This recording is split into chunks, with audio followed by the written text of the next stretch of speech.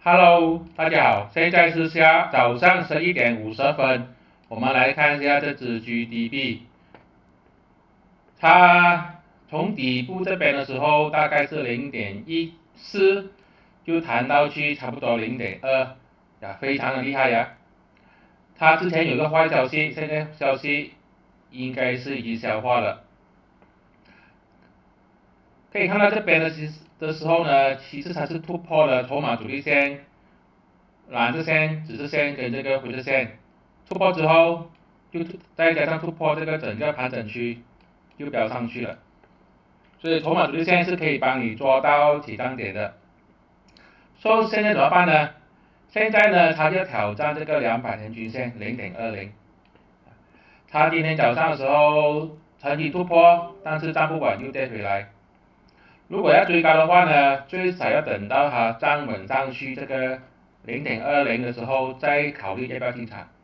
没有突破200天均线都不要进场。如果你之前是买在底部的话，也是一样。如果它没有能力突破200天均线，也是要考虑把它卖出去。这边0.26、0.25呢有一个套牢盘，这边它应该是够不到的。意思是说，如果它有机会突破站稳上去0.20，目标价大概也是0.25、0.26，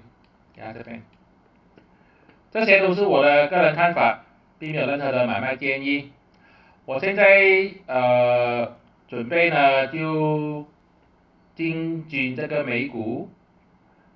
交易这个 option 期权，